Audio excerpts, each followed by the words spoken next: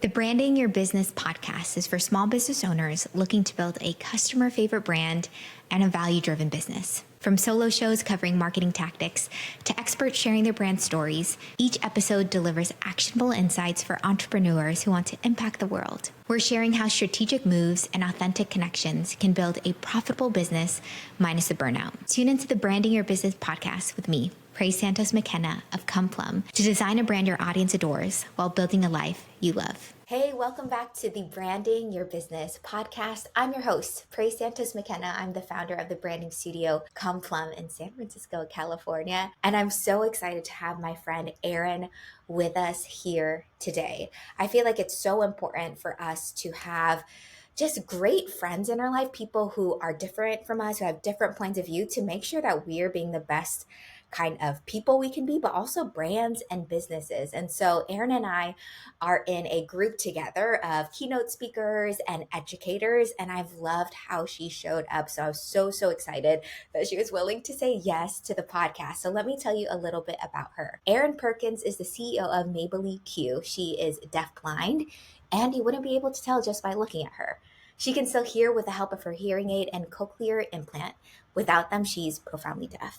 She can only see 50 degrees, so if you're waving to her and she doesn't wave back, the chances are pretty high that she didn't see or hear you, which is really kind because I feel like that is the most embarrassing thing when you're always waving to someone and they're like, is it me or do they not like me? So for sure.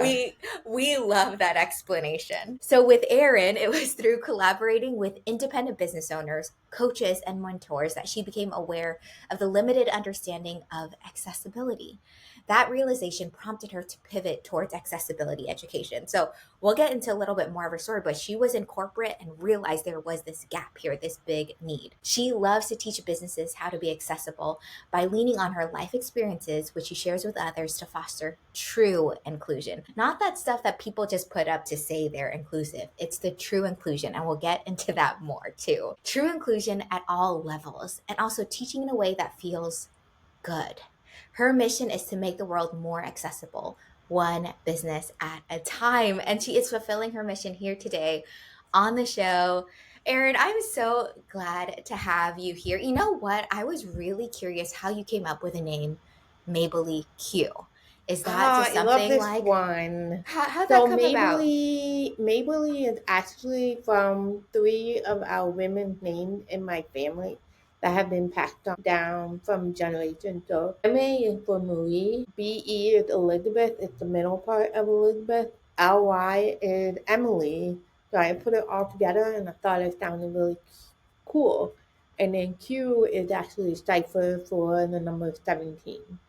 And that's like one of my favorite numbers. So that's how I came up with my business name.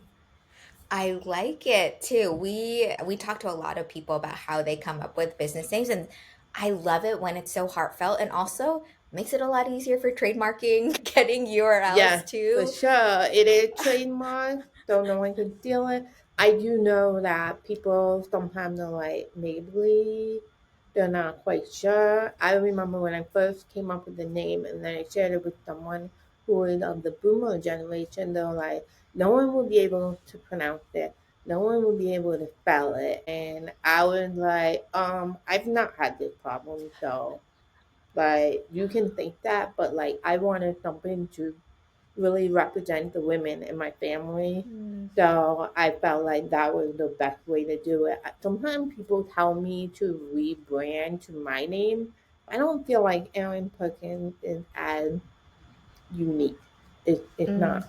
It's a common name. I had a coworker named Erin Perkins. I will say also a great human, so it's okay to be mistaken for her too. But Mabely Q, this is the only Mabely Q I know, and that's a whole other conversation if you need to rebrand. But if you're not having infringement issues, and honestly, if you feel really good about it Yeah. too, think about all the made up names of businesses and brands that we know, like Zoom and Nike. It becomes a household name because of how you make people feel. And Yeah. so for sure. Mabely Q is becoming a household name because of what you get to share with us on the podcast. So thanks so much for sharing that journey. But tell us a little bit more. So you're honoring your family with this kind of cool hybrid name, but I know a Mhm. little bit about your story. Can you share with us a little bit? So you're working in corporate and then you realize your life experience and this gap and you're like, "No, I want to help businesses." Was it that clean or was it more of a twisty journey to get there? Honestly, I have never thought about running my own business because, like, it was weird because my parents had their own business, like, my entire life.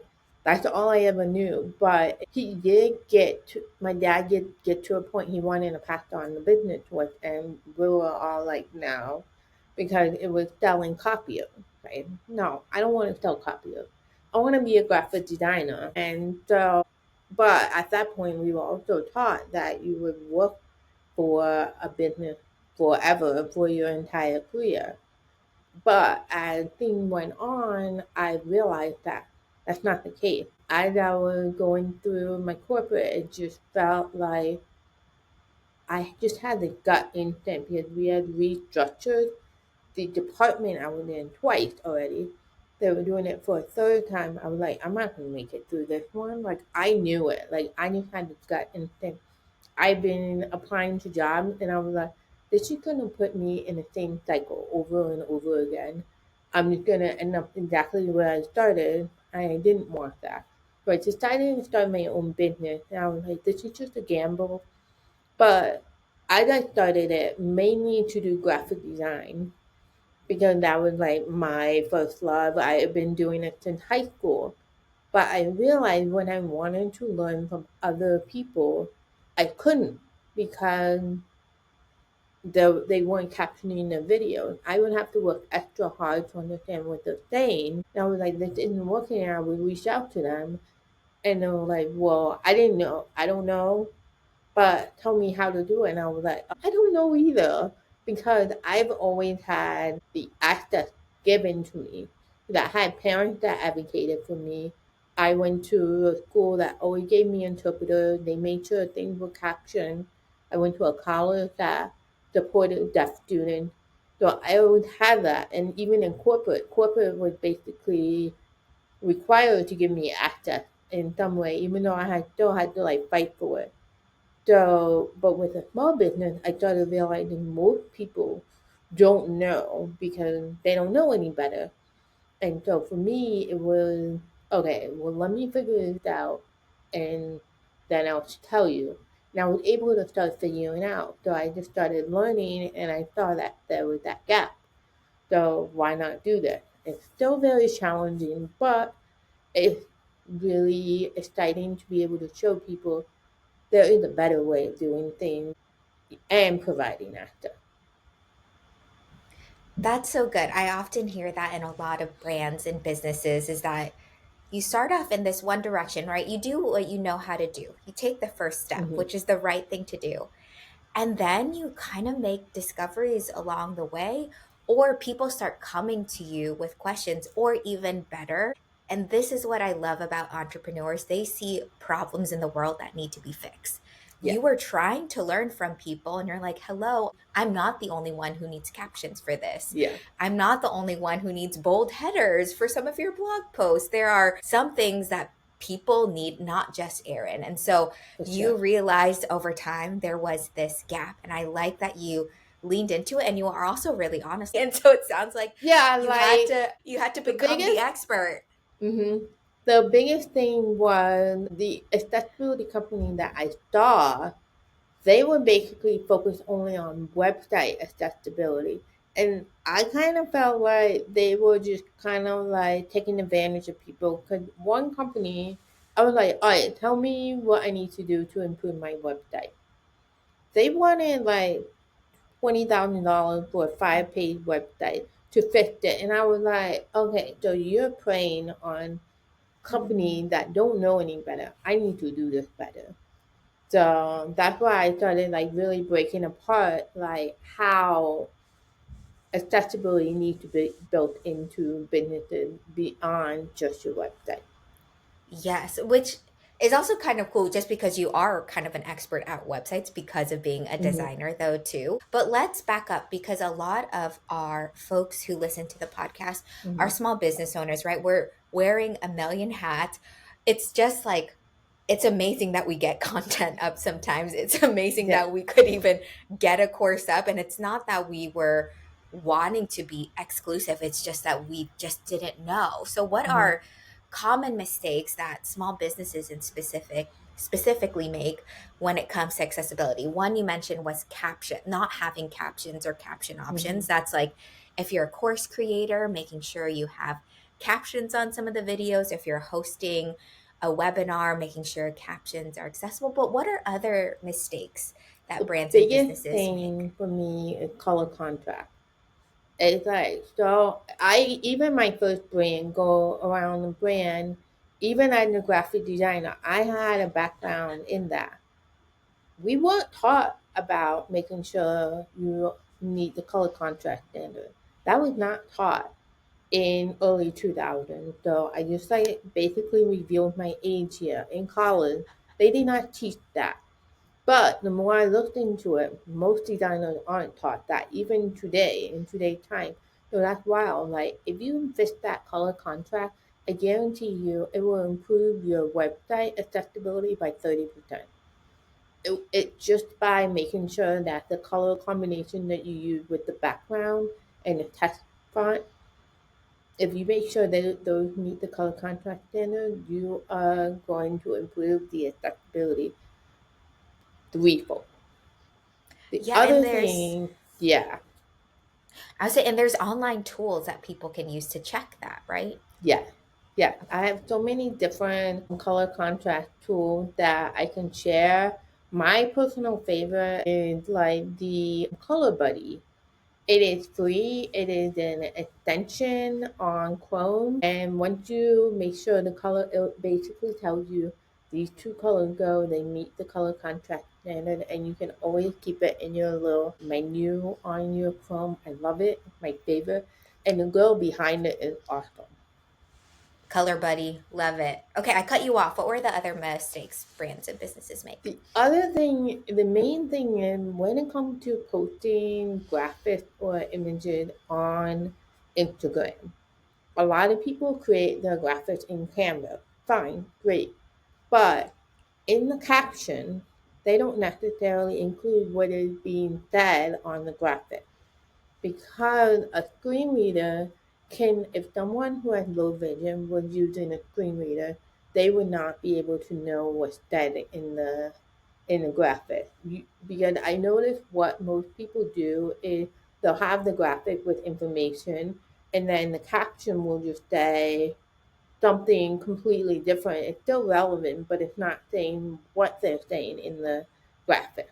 So that's like one of the things that's like, you can't read that. So you can use alt text via ChatGPT. It's easy to help you create the alt text.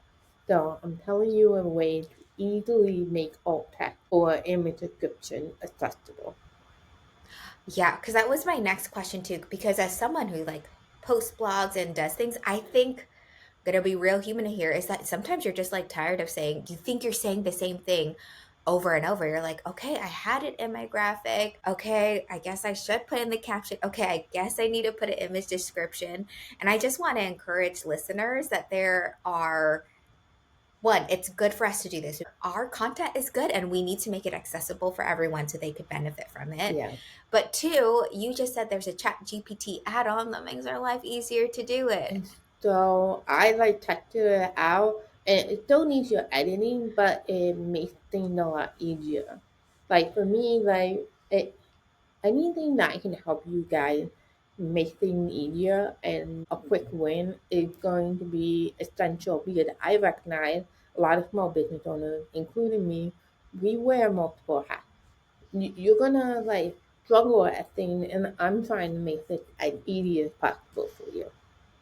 Well, you had such a great explanation on your blog of there's like image descriptions that are poor, good, and best. And you did Yeah. such a good job of like, okay, there's this image. And sometimes, I'm going to be honest, I think my image descriptions and my alt text have been poor. Erin, can you give us an example? So I have if you go to my blog on my website, I'm sure Pray will like link to I'll that. link it. So there's an image of three women.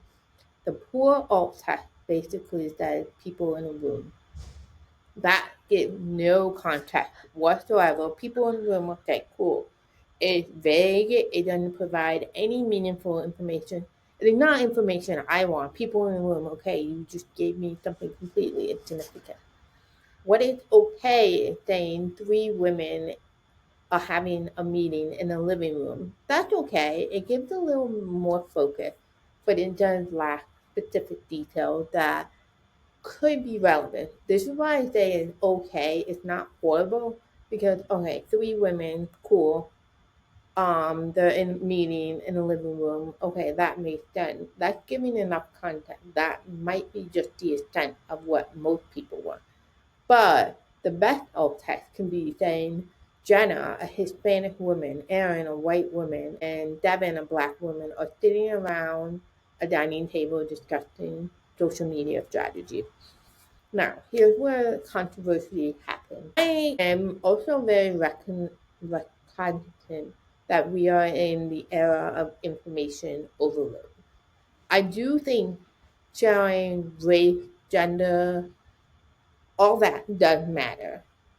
Some people will say you need to add like where exactly they're sitting, where the adding so much detail that you're gonna lose somebody. So that's why I find you need to make sure that if you're adding the alt text, it's relevant to why you're sharing that picture. Because there are some people that disagree with me. Because if we have a graphic image and there's one person that will say you need to be like top right corner has this like droopy droopy image. Bottom right corner has text that in blue that says this. I'm like that. I don't care where things are related. I just want you to give me context that is relevant to what you are teaching, sharing, educating with me. So that's where the nuances. We want to make sure that you're not going overboard. There will be people that disagree with me. That's okay. But I just want to be take care that we're not overloading people with information. And plus, a lot of those alt text boxes on a blog to also have a character Right. limit anyway, so we have to pull back. So I like what you're saying is that share relevant information. If part of your brand is really showing racial inclusivity, share about their race. If your brand is really sharing about gender inclusivity, share about that, or Hmm. body size if that's what's important to your brand and business. And this is again in our earlier episodes of the podcast, Yeah. we teach people really about your mission, vision, and values. And when you go back to the core of that, it helps you define who you're talking to and what you need to share with them. So this is a good practice of, okay, now what can you share about this image that aligns with your values in 125 characters? That way it's not Right. overloading people with information. And I also liked what you said too, and I think Chat GPT will be helpful. And we always need to edit these great robots that are Hmm. helping us. But this is also a skill set we're building as business owners is being great prompters, right? So a lot of Yeah. us who are using AI to make an image, we actually have to do these very specific descriptions so you tell a robot what to Yeah. do. And it's kind of us doing the reverse now. Like, okay, here's an image that already exists that is a real life image. Now we just have to describe to paint a picture for somebody. And so Yeah. it seems like these skills kind of go hand in hand, which is pretty amazing. And I think we'll have to edit and use wisdom. But when you were describing that, I'm like, oh, I had to use this the Yeah. other It's day. like add that personal context in relevant because if you're adding this image into a blog or an email and you have Chat GPT give you the content. The reason why it needs to be edited because you want to make sure that it is relevant to the content the written word that you're sharing. So you're finding that nuance and balance to make sure that it complements one another. So that's why I'm trying to like be more curated in how I'm teaching people rather than be like just make sure you do alt text. Alt text is hard. Like I struggle until I got that chat GPT like add on, I was like, oh girl, whoever came up with that, thank you. You just made my life easier. May you be blessed, the creator of Color Buddy, and may you be blessed, someone at ChatGPT, Yeah. OpenAI, who made this. Yes, that is so good. Okay, you are such a wealth of wisdom, helping us with really practical things. I loved a phrase that you coined, and I want you to teach us a little bit about this. And has to do, speaking of mission, vision, and values, you Mhm. use the word successible when it talks about the people you like to help, the small businesses you like to help. Can you tell us more about what successible means to you? Yes, detectable is a combination of two words, detect and accessible, created together to make one word. And it is trademark. It was one of those things that I was like making business detectable was important to me because it means the business world is coming in and really making sure that their business is detectable to anybody who accesses it. And the reason why it's so important is because every single one of us and at one point in our life will be disabled. Whether it's permanent, whether it's temporary, whether it's like a broken arm, or you're pregnant, or you actually lose your vision, or your hearing, or even taste, you will have a disability. That's why people really need to care about access because what if one day you lose your voice? I have a good friend of mine, she lost her voice and she was like, oh my God, this is so hard. I'm like, well, things would be easier if you knew how to sign.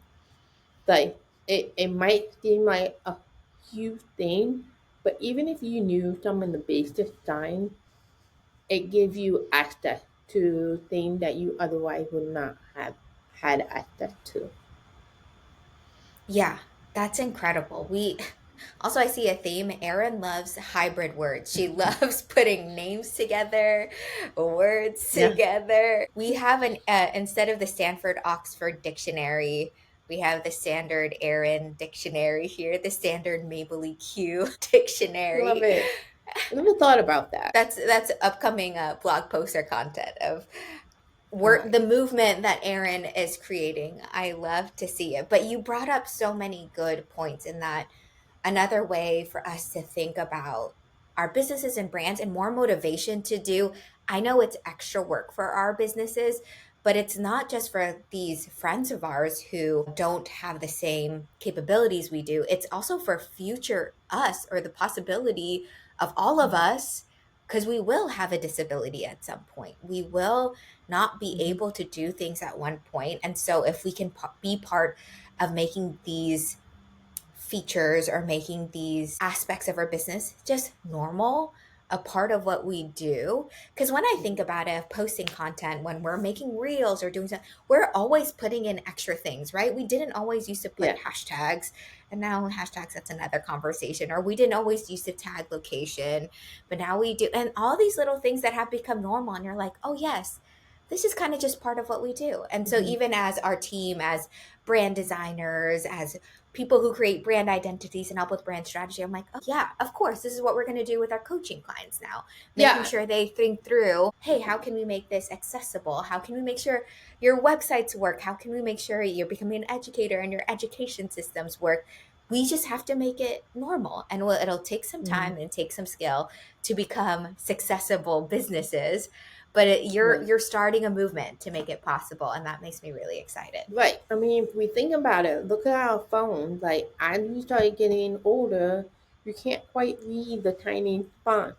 So you have the ability to make it a larger and still be able to read things. That's why it's so important just to be able to give you that access.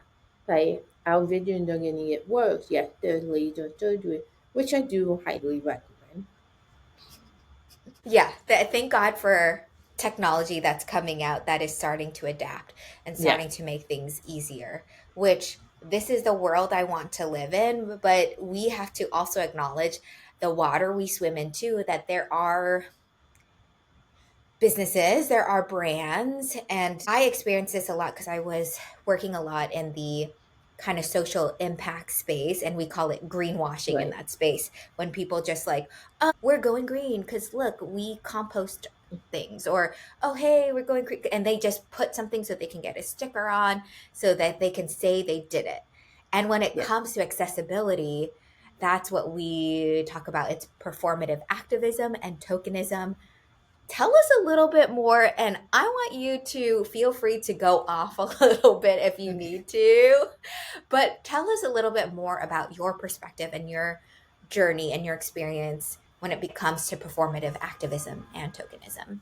So, like, I feel like a lot of us understand performative activism is just basically kind of doing things to check off a box and say, yes, I've done this. And when we think about DEI or DEIA, which is diversity, equity, inclusion, accessibility, like, a lot of companies have done it just to check off a box that, yeah, we are diverse, we are trying to make sure we have equal hires, all of that stuff. And with today's political landscape, it's very challenging to see all of that being taken away, because the order was to take away, like, it had to be wiped out of the federal government, which leads to private companies saying, well, if they're doing it, we're going to take it away as well.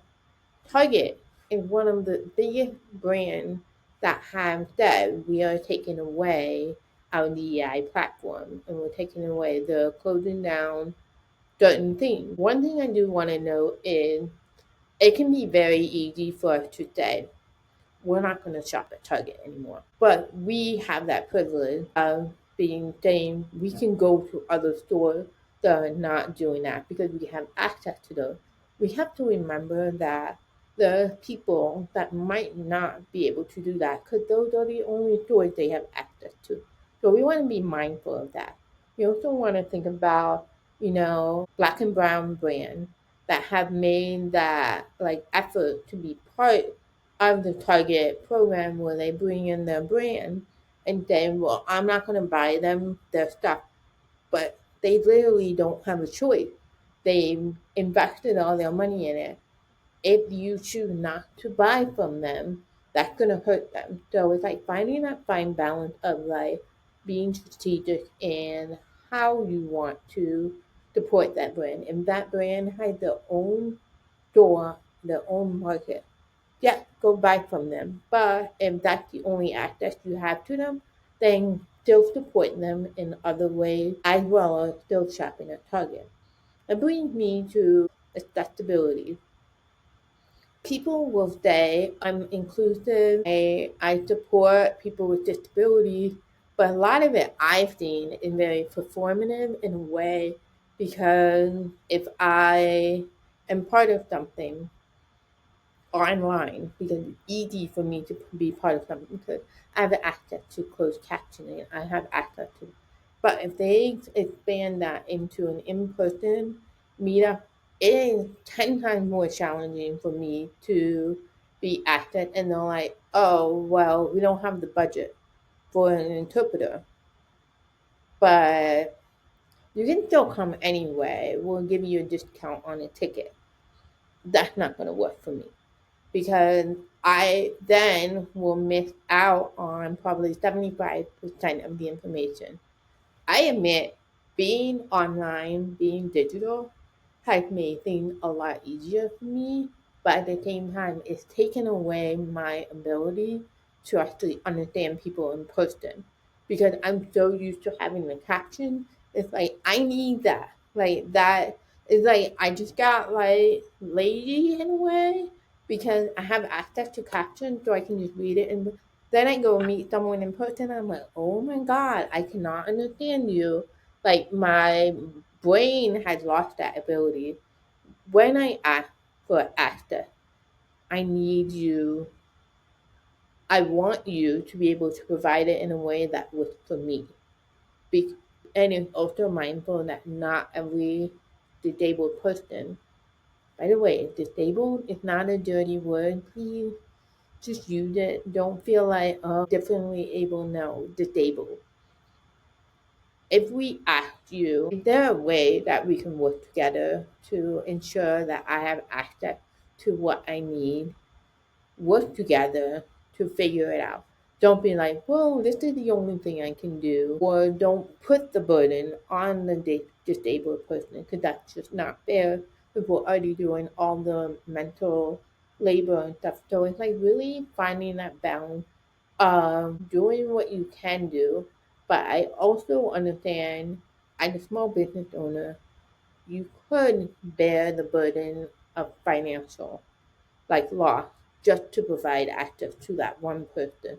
So it's like finding those nuances and figuring out what actually you are able to do without putting your business in debt. This is so helpful on so many levels. And I'm really grateful to have conversations like this too, because I want to live in a world that doesn't feel so black and white. That feels like you either have a DEI program or you don't, or Mhm. you either shop at Target or you don't. And Erin's like, hey, we have to acknowledge the other systemic, circumstantial Yeah, things at play. We have to acknowledge our privilege. We have to acknowledge our access and our autonomy too. And I love the idea of acknowledging that and also acknowledging our other limitations so that we just have a conversation with people. We have a yeah, conversation with ourselves too, right? When it comes to, okay, do we boycott these businesses? But this is the only way I can get the supplies I need, right? yeah, That's like another situation. Or when someone as I do, we host a lot of brand events as well. And a lot of it, we lose a ton of money on it because it's like a service to people. And yet at the same time, I wonder if I could have a conversation if I knew Erin was attending of, okay, I wonder if we can get a volunteer translator to come too. I mhm, wonder if we can share some of our notes and our outlines beforehand too, but right, I wouldn't know it until I have a conversation. And right, it's such an interesting thing because we also have to make opportunities to ask and opportunities for people to reach out to let us know that we can right, have these kind of conversations too. So it's a bit it's nuance. It's not going to apply to every event or business. It's not going to apply to every disabled person, right, non-disabled person too. It's a lot of self-awareness and a lot of conversations and people being willing to talk and willing right. to figure it out together. One of the things I can tell what businesses can do is include an accessibility page on the back end. It can just be like a footer link. And basically, I mean, you feel free to go to my website and copy and paste what I've written on there because it is pertaining to most business owners. If you are digital access only, you can say, "Look, I'm working on it. I'm trying to do that. If you have a problem with accessing, please reach out to me." One of the biggest examples for me is like I have ThriveCard. ThriveCard is where my course and education platform is built on. However, I recognize that platform is not built with accessibility. Still trying to like talk with them, trying to be like, hey, hire me, ThriveCut. Like, you need to hire me because you are literally responsible for so many business owners who have built the educational platform on your platform. And I am putting a disclaimer like, I recognize that this website, this platform is not accessible. But as a small business owner that is only making under 40K a year doing this, it's not feasible for me to be on a different platform like Teachable, Thinkific that might have better accessibility because I'm not able to make that money back.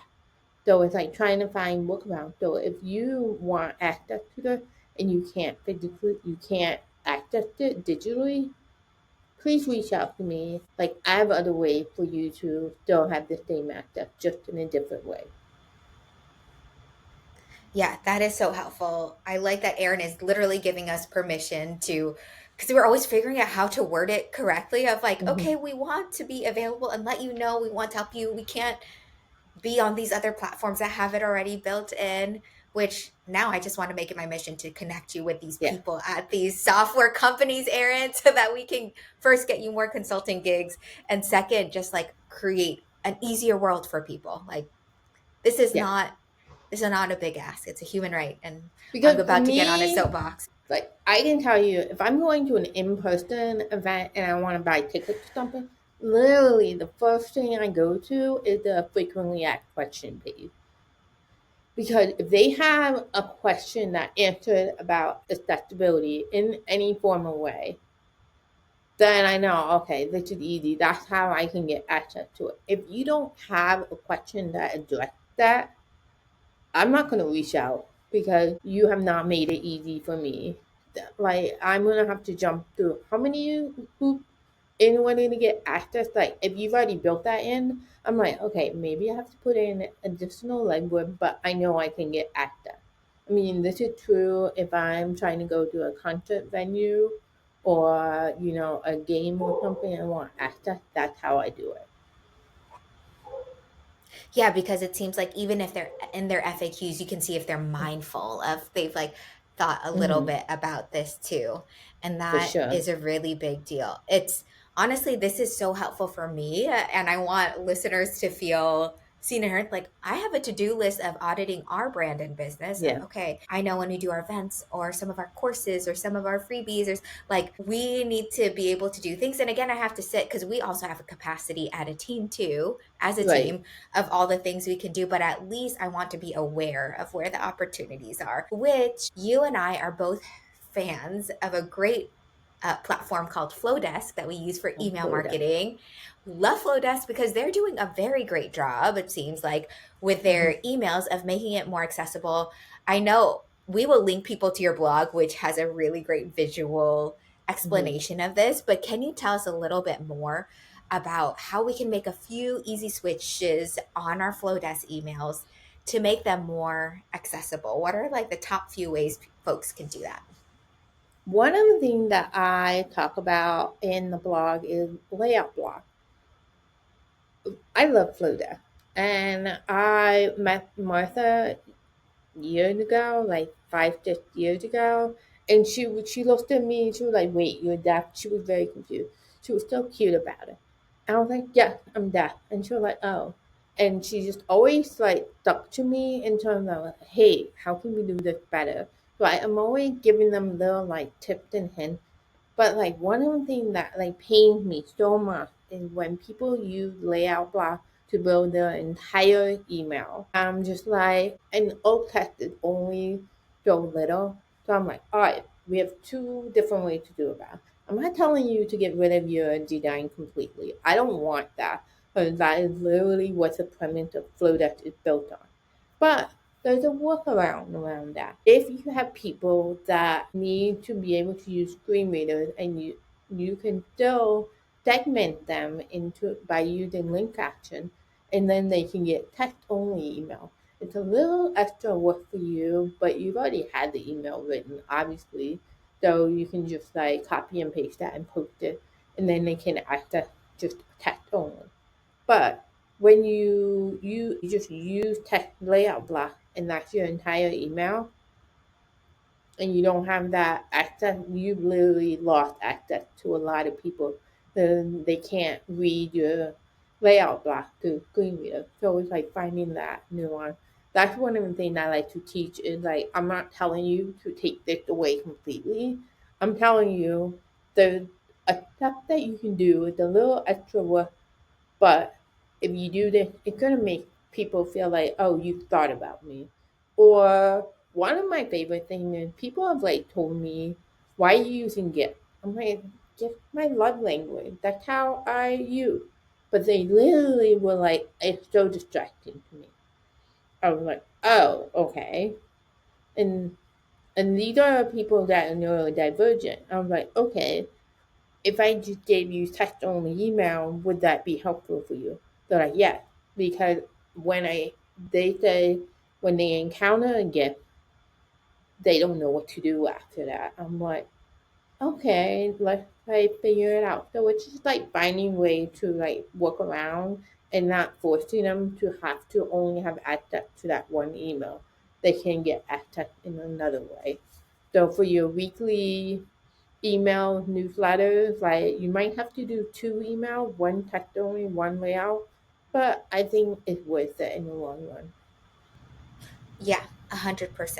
I like that. And I like for us to, we have a lot of episodes on Flowdesk, but this is even, you could do it through click actions, which Mm-hmm. is great. And you can also do it the onset in your forms when people are just signing up, just having an option there of a segment. Do you prefer text only emails? And so you can see as that part of your list gets built, that segment, and then I have to implement this. People are requesting it. And so I like that as an easy fix. We usually have it already like written up somewhere in our notes or a Google Doc, and we're putting it into Flowdesk anyway. So just a couple Yeah. more clicks. Remember, it's going to take some new muscle memory, but we can do this. And I'm glad Flowdesk gives us that way. Also, I also love a gift too. So I also know what it's like, but I want to share it, but I also want to respect if you don't want to Right. receive it. I mean, if you want access to my content and this is just something that makes them very frustrated, it can negatively impact your email rate. We don't want that. We want people to want to be on your list. It's just however way we can figure out how to do it. Maybe Flowdesk can come up with an easier way for us to do that. But in the long run, my goal is not like I got in a disagreement a couple weeks ago where somebody basically said, well, people don't want to pay you because they know you're going to create more work for them. I'm not denying that. Creating access is going to create more work. However, if there's ways that I can help you build it as part of your workflow, that's what I want to do. That's how I do it. I'm not there to completely destroy the way you work. I'm there to look at how you work and find ways of how we can integrate accessibility in. That might be an extra step or two. I see you as like an accessibility personal trainer. People pay personal trainers to help them do more work because they are experts in the field Yep. of like the body, right? And you are an expert in the field of accessibility. And we are paying you because we know you're going to make us do more work, but in the long run, leading to a Mhm. healthier business, healthier lifestyle. It's And gonna so, save you money. It's gonna save you money because the longer you wait, it's gonna cost you. It could cost you up to 30 times as much. If you are a business that's gonna be making 7, 8 figure, and I hope you are. Like that is my ultimate goal for you, to be a 7, 8, 9 figure business, and you've built in accessibility starting when you're 5 or 6 figure. You've saved so much money in the long run because you've already thought about it. You've already built it into your system. And that's how I see Flowdesk. They've already thought about it. They built it in. They're going to succeed a lot more than some of the other businesses are. And if you're a small business, you're 5 figures, you're thinking, well, I can wait until later. No, you don't want to wait until later. You want to start now because it's going to be so much easier. But one thing I will say, I do tell people to start where they're at now. So if you're a content creator and you created all these YouTube videos, I'm not telling you to go and edit all those videos. I'm telling you start where you're at now. You're a podcaster. Start where you're at now. Start transcribing this episode from this point on. I like that. Yeah. Don't. I think people will get bogged down, but I have 40 podcast episodes that I need to now go back. And Erin is giving us permission. Just integrate it now. Make Yep. little steps right now, too, Mm-hmm. which, Erin, I love some good hot goss. And I do like talking about compensation because I do believe, yeah, 7, 6, 8, 9 figure Mm-hmm. businesses. I want more money in the hands of people who will use it well and then like make our world a better place for it. I want that in your hands too. And I recently read a rant of yours that you were sharing some of this knowledge in a paid aspect, right? There's some places like oftentimes blogs, social media podcasts where we share some information for free, right? And then there's some places where, wait a minute, if they're getting paid and I'm doing this for free, there's some kind of injustice here. Can you tell us a little bit about that story? Because I would love to also further educate people about just like just compensation and Mm-hmm. Even having conversations about this too, I think is so healthy. So tell us a little bit about your story and what you experienced in this program. So, like, if you're inviting me to be one of your educators and you are doing a paid program, pay your educators, because if you're getting paid, then therefore your educators should be getting paid. Because my theory is, for the most part, the people in that program that are working with you, who are like, you're like making sure they're building the coaching program or whatever they are, they're not going to hire me. Like, I know that. I feel like the chances of them hiring me from me coming into that program is very little to none. Maybe they'll hire me 3, 4, 5 years from now, but they're not hiring me right now. And so that's why I strongly feel like I should be paid, especially if you're having these people come in and pay you what, 5,000, 8,000, 10,000, 12,000, 40,000. If they're paying you 40,000, pay your freaking educator. It's just simple as that. Because like when I found out later down the road that she was charging like upward of 5 figures, I was just like a little taken back, because I was like, you had me come into your community and educate. And it was a custom workshop I did for that community. It wasn't a workshop that I just had ready to go that I do for summit. This was a workshop that I designed specifically for this community, and I didn't get paid. That hurt a lot, because it felt like I wasn't being valued monetarily. Like, I don't feel like I asked for that much. Like, I would be so happy if I could make 100K, 150K a year doing what I do, because I feel like that gives me a good solid life. I don't need to be filthy rich. I I just don't. I want simple things in life. I'm happy with my husband and my dog. That's all I want. But I still want to have adventure and have fun. And if I'm not being valued as a human being, where I come into your program and teach people that have paid you to put together all the pieces, I think that's the problem. Yeah. Yeah, and this is really helpful because I've had, kind of going back to our earlier conversation of how do you just have conversations with people when you like can acknowledge the nuances of Mm. where their small business is at, right? Like there are some people who seemingly have the budget to pay all their guest Yeah. speakers. And how do we be brave enough to have a conversation like that? And I will also flip it. I've also been an event organizer where we're charging people like the lowest rates, and I'm like just getting volunteers to teach, and some people are asking me to pay them, and I'm like, I think you are so worth it to be paid, but if you need to back out, please do, because I we don't make enough money from this, or we don't have enough. But it was being willing to have that conversation and being able to like understand the nuances. And I think in your situation specifically, if someone is charging five Like there was upper figures of money, they should be their job is to educate. But now if they're passing on that job to others, they should be mhm. subcontracting with them to educate too. So I hear you and I see you, and I love that we have a podcast and platform to have these conversations like this, because so Right. many people are getting into education. And if we can create norms that Yeah. help everybody thrive, right? Help the teacher, the subcontracted teachers, and the students thrive, like that's the world we want. hmm Yeah. It was funny because someone put a call out for speakers for their group. I was like, oh, and they said, send an email, what's your budget, what's your rate, all of that. And I sent them my rate. And then she was like, ooh, like, I don't think I can do that. I was like, all right, what is everybody else charging? And can I pitch? I think that's the biggest difference. And so we agreed on a much lower rate, but I'm able to pick. But when I go into communities that are like paid communities, I'm not pitching enough. I'm just there to teach you. So that's where that balance is. But like for me, I don't want to gatekeep, but I need to make money somehow. And if I can consult you on a better way to integrate accessibility in business, that's how I'm going to do it.